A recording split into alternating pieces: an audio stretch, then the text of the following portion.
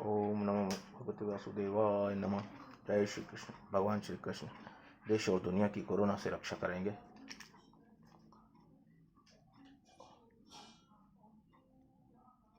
गीता पाठ 18 अध्याय।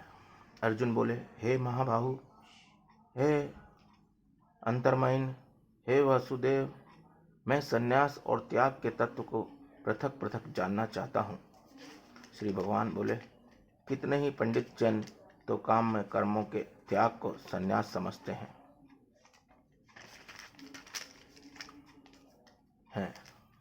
तथा दूसरे विचार कुशल पुरुष सब कर्मों के फल को त्याग कहते हैं।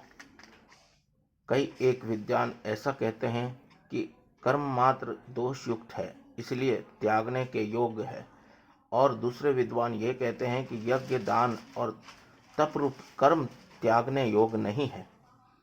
हे पुरुषश्रेष्ठ अर्जुन, संन्यास और त्याग, इन दोनों में से पहले त्याग के विषय में तू मेरा निश्चय सुन, क्योंकि त्याग सात्विक, राजस और तामस भेद से 3 प्रकार का कहा गया है। यज्ञ, दान और तद्रूप कर्म त्याग करने के योग्य नहीं है, बल्कि वह तो अवश्य कर्तव्य है, क्योंकि यज्ञ, दान और तप ये तीनों ही कर्म बुद्धिमान पुरुषों को पवित्र करने वाले हैं।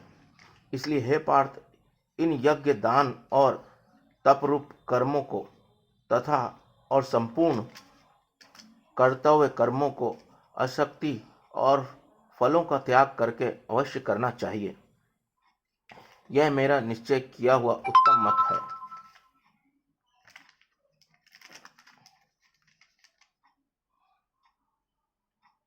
निषिद्ध और कामक कर्मों को तो स्वरूप से त्याग करना उचित ही है, परंतु नियत कर्म का स्वरूप से त्याग करना उचित नहीं है। इसलिए मोह के कारण उसका त्याग कर देना तामस त्याग कहा गया है। जो कुछ कर्म है यह सब दुख रूप ही है, ऐसा समझकर यदि कोई शारीरिक क्लेश के भय से कर्तव्य कर्मों का त्याग कर दो तो वह ऐसा राजस त्याग करके त्याग फलों को किसी प्रकार भी नहीं पाता।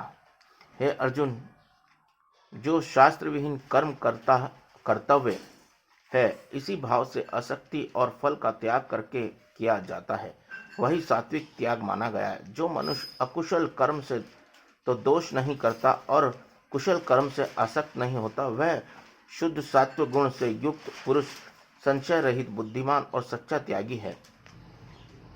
क्योंकि शरीरधारी किसी भी मनुष्य के द्वारा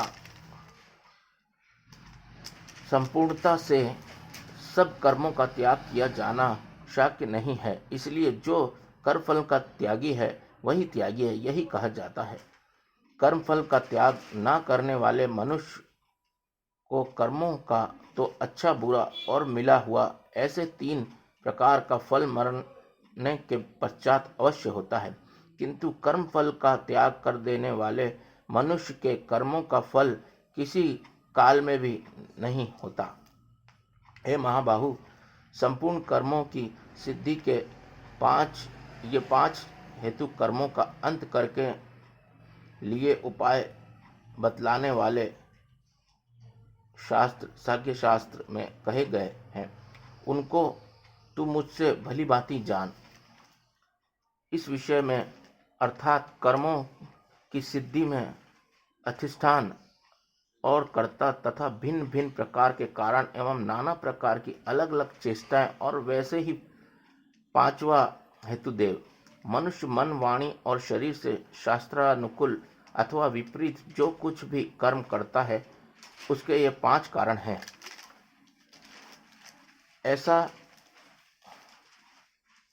परंतु ऐसा होने पर जो मनुष्य अशुद्ध बुद्धि होने के कारण उस विषय में यानी कर्मों के होने में केवल शुद्ध रूप आत्मा को कर्ता समझता है, वह मलिन बुद्धि वाला अज्ञानी यथार्थ नहीं समझता।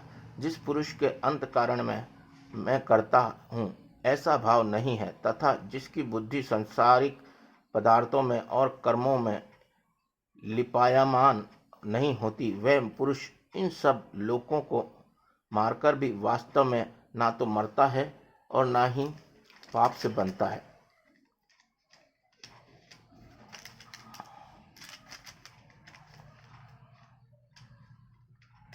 ज्ञाता, ज्ञान और यज्ञ, ये 3 प्रकार के की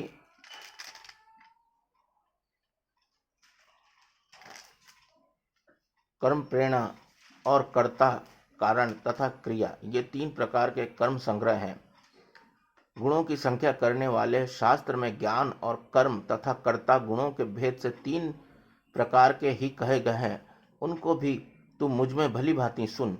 जिस ज्ञान से मनुष्य पृथक पृथक सब भूतों में एक अविनाशी परमात्मा भाव को विभार रहित संभाव से स्थित देखता है, उस ज्ञान को तू सात्विक ज्ञान जान।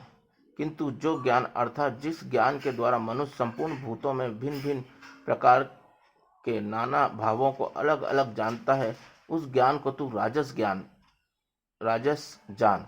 परंतु जो ज्ञान एक कार्य रूप शरीर में ही संपूर्ण सदस्य आसक्त है तथा जो बिना युक्ति वाला तात्विक अर्थ से रहित है, तुच्छ है, वह तामस कहा गया है। जो कर्म शास्त्र विधि से नियत किया हुआ है और कर्तापन के अभिमान से रहित है तथा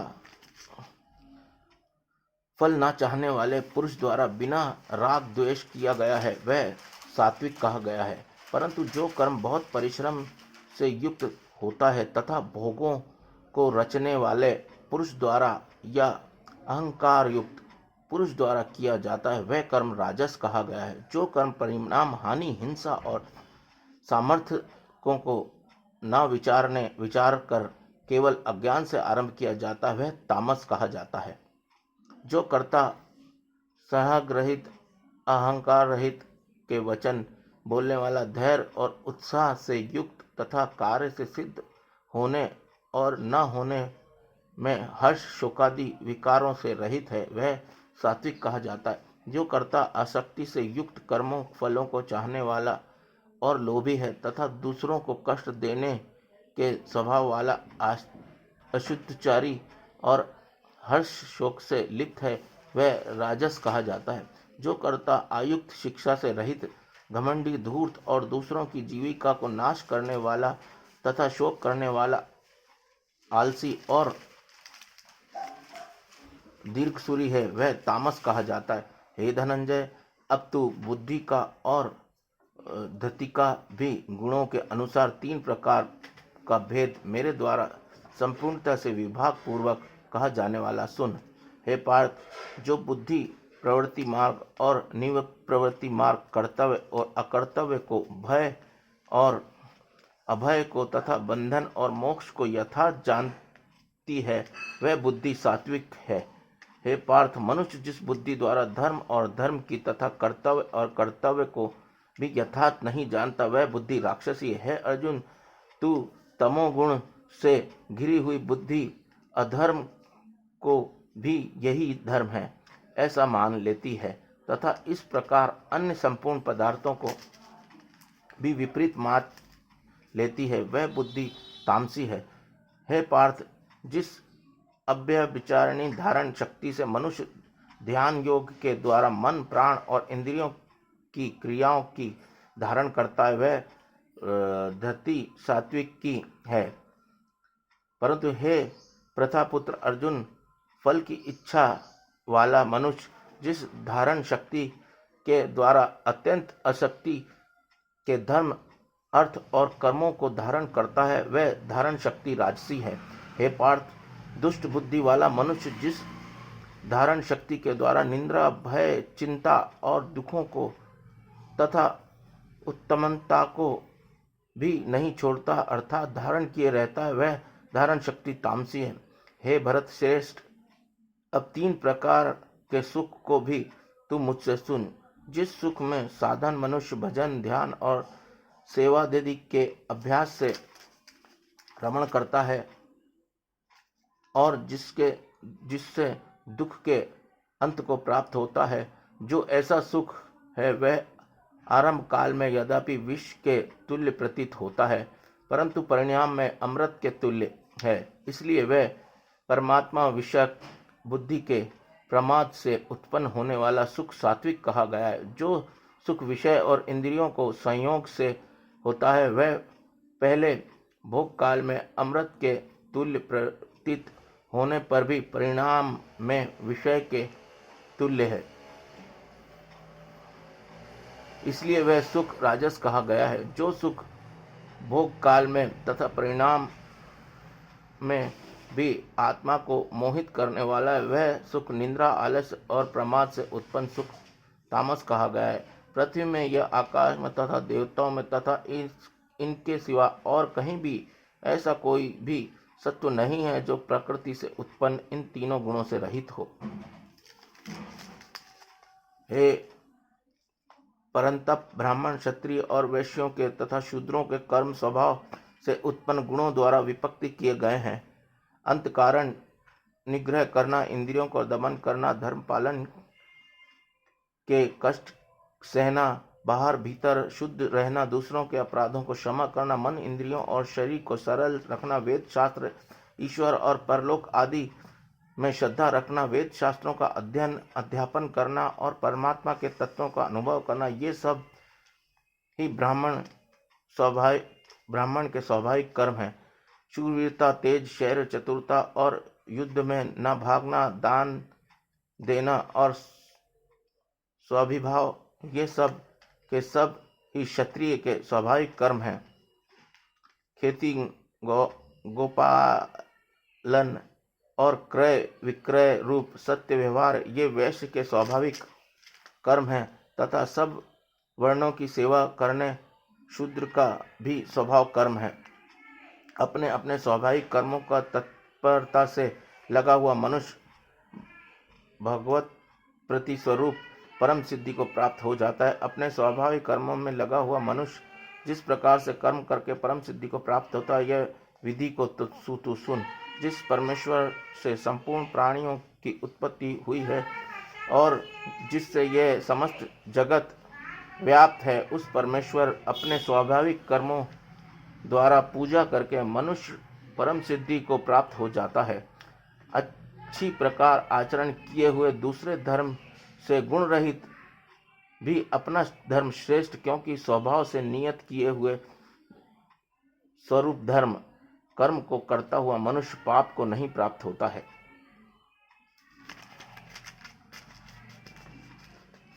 संयम करके मन, वाणी और शरीर की वश में कर लेने वाला, राग द्वेष को सर्वदा नष्ट करने वाला, भली भांति दृढ़ वैराग्य आश्रय लेने वाला तथा अहंकार, बल, घमंड, काम, क्रोध और परिग्रह का त्याग करके निरंतर ध्यान योग के परायण रहने वाला, ममता रहित और शक्ति युक्त पुरुष सच्चिदानंद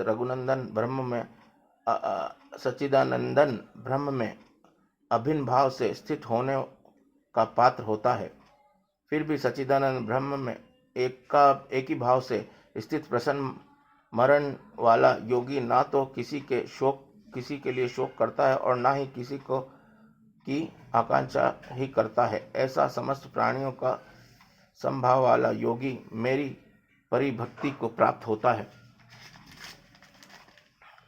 उस परिभक्ति के द्वारा वह मुझे परमात्मा को मैं जो और मैं जितना हूँ ठीक वैसा ही तत्व जान लेता है तथा उस भक्ति से मुझको तत्व से जानकर तत्काल ही मुझ में प्रविष्ट हो जाता है।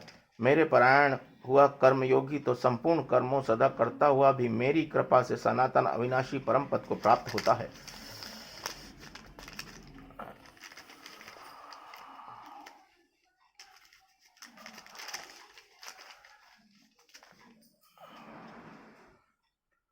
सब कर्मों को मनुष्य मन से मुझ में अर्पण करके तथा समबुद्धि रूप योगों को अवलंबन करके मेरे परायण और निरंतर मुझ में चित्त वाला, उपयुक्त प्रकार से मुझ में चित्त वाला होकर तू मेरी कृपा से समस्त संकटों का अनायास ही पार कर जाएगा। और यदि अहंकार के कारण मेरे वचनों को न सुनेगा तो नष्ट हो जाएगा, अर्थात परमार्थ से भ्रष्ट हो जाएगा। जो तू अहंकार का आश्रय लेकर यह मान रहा है कि मैं युद्ध नहीं करूँगा तो तेरा यह निश्चय मिथ्या है, क्योंकि तेरा स्वभाव तुझे जबरदस्ती युद्ध में लगा देगा। हे कुंती पुत्र, जिस कर्म को तू मोह के कारण करना नहीं चाहता, उसको भी अपने पूर्वकृत स्वाभाविक कर्म से बंधा हुआ परवश होकर करेगा। हे अर्जुन, शरीर रूप यंत्र में आरूढ़ हुए संपूर्ण प्राणियों को अंतर्मयी परमेश्वर अपनी माया से उनके कर्मों के अनुसार भ्रमण करता है हुआ सभी प्राणियों के हृदय में स्थित है। हे भरत, तू सब प्रकार से उस परमेश्वर की ही शरण में जा। उस परमात्मा की कृपा ही तू परम शांति तथा सनातन परम धर्म को प्राप्त होगा। इस प्रकार यह गोपनीय भी अति गोपनीय ज्ञान मैंने तुमसे कह दिया। अब तू इस रहस्यमय ज्ञान को पूर्णतः भली भांति विचार कर जैसे चाहता है वैसे कर। संपूर्ण गोपनीयों से अति गोपनीय मेरे परम रहस्य युक्त वचनों को तू फिर भी सुन। तू मेरा अतिशय प्रिय है, इससे यह परम हितकारक वचन मैं तुझसे कहूँगा। हे अर्जुन, मुझ में मन वाला हो, मेरा भक्त बन, मेरा पूजन करने वाला हो और मुझको प्रणाम कर। ऐसा करने से तू मुझे ही प्राप्त होगा। यह मैं तुझसे सत्य प्रतिज्ञा करता हूँ, क्योंकि तू मेरा अत्यंत प्रिय है। संपूर्ण धर्मों का अर्थात संपूर्ण कर्तव्यों का कर्मों को मुझ में त्याग कर तू केवल एक मुझ सर्वशक्तिमान सर्वधार परमेश्वर की ही शरण में आ जा। मैं तुझे संपूर्ण पापों से मुक्त कर दूंगा। तू शोक मत कर। तुझे यह गीता रूप रहस्यमय उपदेश किसी भी काल में ना तो तप रहित मनुष्य से कहना चाहिए, ना भक्ति रहित से, और ना बिना सुनने की इच्छा रखने वाले से ही कहना चाहिए, तथा जो मुझ में दोष दृष्टि रखता है उससे तू कभी भी नहीं कहना चाहिए। जो पुरुष मुझसे भी परम प्रेम करके इस परम रहस्य युक्त गीता शास्त्रों को मेरे भक्तों को कहेगा, वह मुझको ही प्राप्त होगा। इससे मुझे कोई संदेह नहीं। उससे बढ़कर मेरा प्रिय कार्य करने वाला मनुष्यों में कोई भी नहीं है, तथा पृथ्वी पर भी उससे बढ़कर मेरा प्रिय दूसरा कोई भविष्य में भी नहीं। जो पुरुष इस धर्म में हम दोनों के संवाद रूप गीता शास्त्रों को पढ़ेगा, उसके द्वारा भी मैं ज्ञान यज्ञ से पूजित होऊंगा, ऐसा मेरा मत है। जो मनुष्य श्रद्धा युक्त और दोष दृष्टि से रहित होकर इस गीता शास्त्र का श्रवण भी करेगा, वह भी पापों से मुक्त होकर उत्तम कर्म करने वाले श्रेष्ठ लोगों को प्राप्त होगा। जय श्री कृष्ण। हे पार्थ, क्या इस गीता शास्त्र को तूने एकाग्र चित्त से श्रवण किया? और हे धनंजय, क्या तेरा अज्ञान जनित मोह नष्ट हो गया? अर्जुन बोले, हे अच्युत, आपकी कृपा से मेरा मोह नष्ट हो गया है और मैंने स्मृति प्राप्त कर ली। अब मैं संशय रहित होकर स्थित हूँ, अतः आपकी आज्ञा पालन करूंगा। संजय बोले, इस प्रकार मैंने श्री वासुदेव और महात्मा अर्जुन के इस अद्भुत रहस्यमय रोमांचकारक संवाद सुना।